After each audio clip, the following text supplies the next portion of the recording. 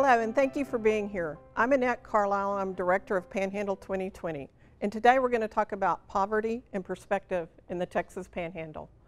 I want you to think about your community for a few minutes. Is there poverty here? And if so, to what extent do you know about it? But does it really affect you? Yes, the information shows that it really does, even if you're not aware of it. The data showed there was a growing issue in the Texas Panhandle about poverty. And it's directly related to education. So we're going to look at some numbers.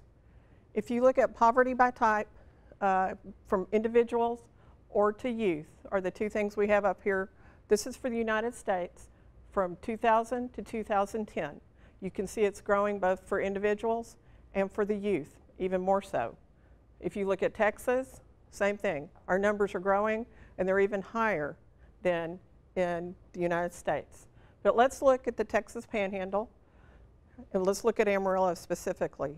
Our numbers are growing, individuals up to 17% and 26% for our youth. That's for under 18-year-olds.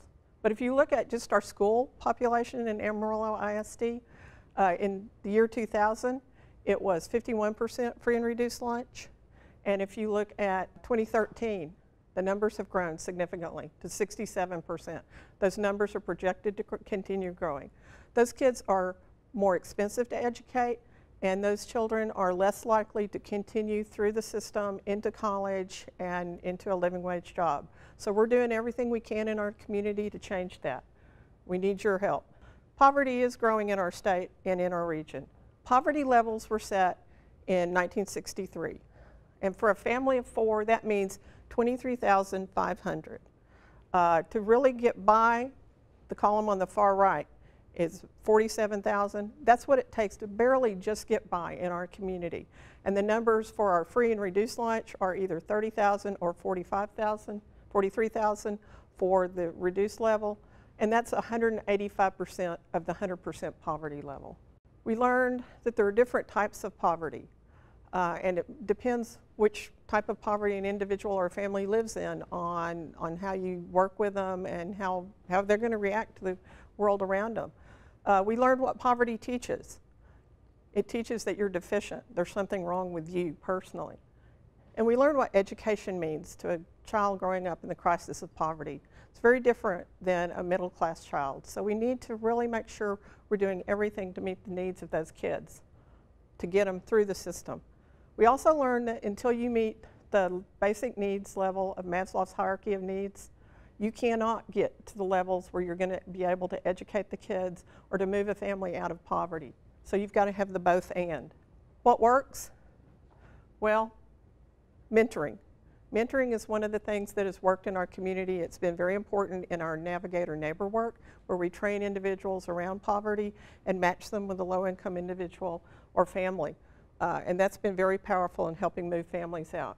Another thing designed by Dr. Donna Beagle we work with a lot, so our opportunity conferences. Our first one, we had 74 low-income individuals who were connected to community resources and community mentors or navigators who helped move them out of poverty through education, connecting them to Amarillo College and to other systems and to other resources in our community.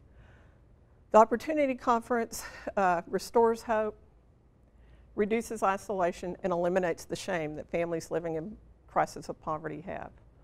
We've done a lot of things to try to address poverty. It's a big issue. We've gone on bus tours, we've held 3 opportunity conferences so far, we've done tons of poverty trainings and continue to do those. Navigator trainings, we've held 2 poverty institutes to train more people to train about poverty. We have our Navigator Neighbor program again, where we match those individuals who volunteer to low-income families who are in need.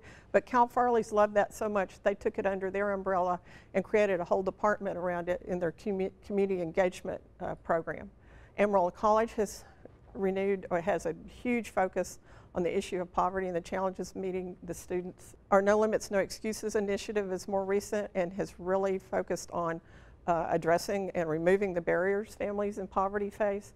And we work with our faith-based community, and that's a huge place. There's a lot of resources for our community. We know that education is a way to move families out of poverty, and for students to get out of the crisis of poverty, improve access. The No Excuses University model has been really rampant in our community and it's really doing a great job of helping meet the needs of that. And provide resources, whether it's the ACE program or the ACE scholarship through the foundation. Poverty is a growing challenge in our community, and we all need to step up and address it because nobody else is going to do it for us. I like to say, no one can do everything, but everyone can do something. Thank you.